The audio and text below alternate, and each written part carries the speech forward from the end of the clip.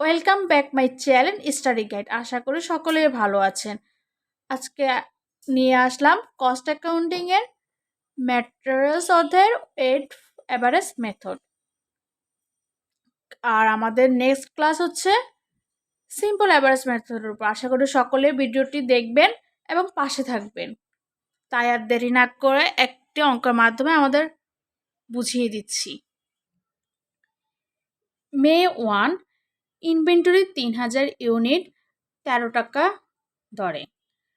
5 তারিখ issue 1400 unit, 7 তারিখ receipt 1200 unit 14 টাকা 30 পয়সা দরে। 9 তারিখ ইস্যু 1200 ইউনিট, 15 তারিখ রিসিপ্ট 600 ইউনিট 15 টাকা দরে। 18 তারিখ ইস্যু 1000 ইউনিট, 21 তারিখ রিসিপ্ট 700 ইউনিট 15 টাকা 16 পয়সার দরে। 16 তারিখ ইস্যু 1100 ইউনিট, 29 তারিখ রিসিপ্ট 1400 ইউনিট 13 টাকা দরে। আমরা আমাদের ঘরটা দেখিয়ে দিচ্ছি।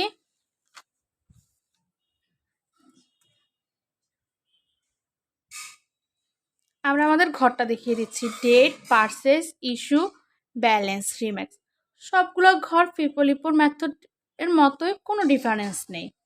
তাই আর দেরি না করে অঙ্কটা করানো শুরু করছি। মের 1 তারিখ ইনভেন্টরি 3000 ইউনিট 13 টাকা দরে। তাহলে আমরা মে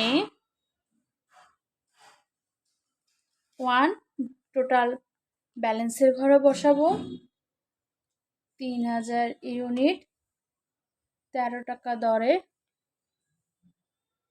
39,000 টাকা। এটা কিন্তু আমরা ইউনিট আর রেট গুণ করে বসিয়েছি। তারপর মের 5 তারিখ হচ্ছে ইস্যু 1400 ইউনিট।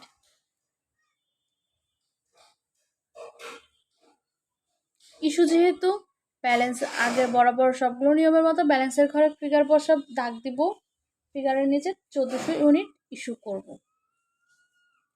আচ্ছা, আমাদের একটাই মাল যেহেতু তাই আর কোনো ঝামেলা নেই। 13 টাকা দরে 18,200 টাকা।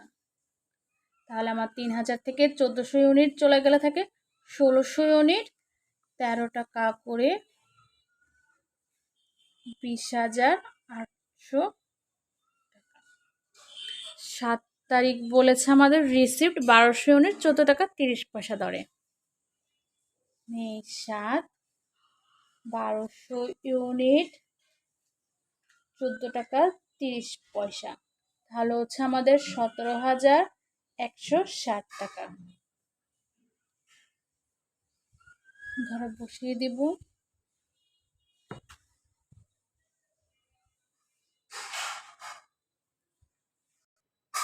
সাথে বলছে 9 তারিখ ইস্যু 1200 ইউনিট। 9 তারিখ ইস্যু ব্যালেন্সের ফিগার নিচের দাগ। এটার ক্ষেত্রে আমাদের যেহেতু দুইটা ইউনিট ওয়েট অ্যাভারেজ, দুটোটা রেটটাকে আমরা অ্যাভারেজ করব। অ্যাভারেজ করে একটা রেট নেব। আগে আমাদের ইস্যু যেহেতু 1200 ইউনিট বসিয়ে দিলাম। আমরা একটা আলাদা কাগজে রাফ করে ইস্যুর টাকাটা বুঝিয়ে দিচ্ছি। খেয়াল করবেন আমাদের এখানে অ্যামাউন্ট হচ্ছে 20,800 প্লাস 1760। তাহলে আমরা লিখি 20,800 প্লাস 17,160। আর আমাদের ইউনিট হচ্ছে 1600 unit plus 1200 unit. Weight average হচ্ছে অ্যামাউন্ট দুইটা যোগ করব ভাগ ইউনিট দুইটার যোগফল, আসে 13.557। তাহলে আমাদের টাকা হচ্ছে 13.557 গুণ করলে হচ্ছে 16,268। তাহলে আমার এখানকার 16,2800 ইউনিটের ভিতরে 1200 ইউনিট চলে গেছে। তাহলে থাকে 1600 ইউনিট 13 টাকা 557 পয়সা দরে। দুইটার ওয়েটটা অ্যাভারেজ করে যেটা আমরা ইস্যুর ক্ষেত্রে বসাবো সেই টাকাটাই আমাদের এখানে বসবে। গুণ করলে হচ্ছে 21,600 691 টাকা। 9-এর পর হচ্ছে 15 তারিখ রিসিপ্ট 600 ইউনিট 15 টাকা দরে। 15 তারিখ 600 ইউনিট 15 টাকা দরে 9000 ইউনিট। ব্যালেন্সের ঘরে বসিয়ে দিব 600 ইউনিট 15 টাকা দরে 9000 টাকা। আর কোনো ঝামেলা নেই। 15 পর হচ্ছে 18 তারিখ আবার ইস্যু। 18 তারিখ ইস্যু কত বলছে? 1000 ইউনিট। 18 তারিখ ইস্যু আমরা বরাবর মতো ব্যালেন্সের ফিগারের নিচে দাগ দিব।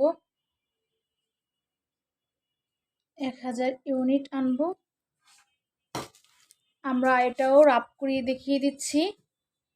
এটা হচ্ছে মের 18 তারিখ আর ওটা হচ্ছে মের 9 তারিখ ছিল। আমাদের ব্যালেন্সের ঘরের অ্যামাউন্টটা কত?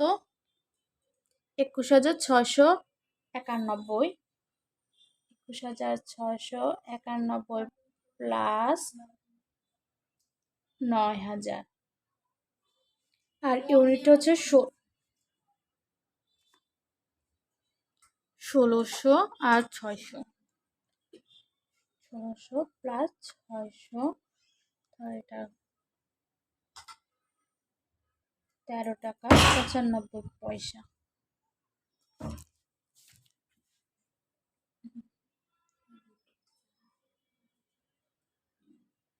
13,950। তাহলে আমার এখানে আর থাকে 1200 ইউনিট 13 টাকা 95 পয়সা করে 16,740। 18 পরে হচ্ছে 18 তারিখের পর হচ্ছে 21 তারিখ রিসিপ্ট 700 ইউনিট 15 টাকা 16 পয়সা দরে। রিসিপ্ট 700 ইউনিট 15 টাকা 16 পয়সা দরে 10,612। ব্যালেন্সের ঘরে বসিয়ে দেব।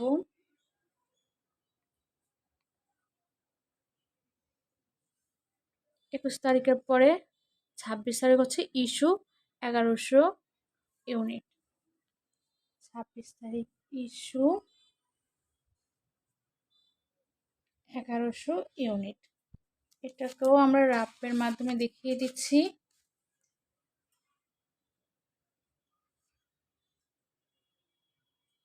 ছাব্বিশ তারিখ আমাদের ব্যালেন্সের ফিগার হচ্ছে 16,740 প্লাস 10,612 আর ইউনিট হচ্ছে 1200 যোগ 700 14.395 বসিয়ে দিচ্ছি। 14.395 হচ্ছে 15,835। তাহলে আমার এখানে থাকে আর 800 ইউনিট 14 টাকা 395 টাকা দরে 11,516 টাকা। তারপর হচ্ছে 29 রিসিপ্ট 1400 ইউনিট 13 টাকা দরে। 29 1400 ইউনিট 13 টাকা দরে 18,200।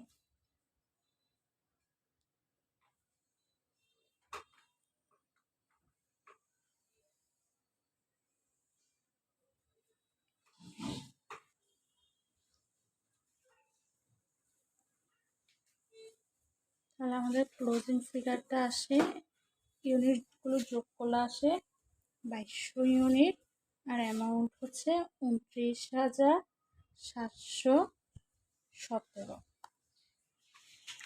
আমরা আবার পুরোটা অঙ্ক দেখিয়ে দিচ্ছি। এটা হচ্ছে প্রশ্ন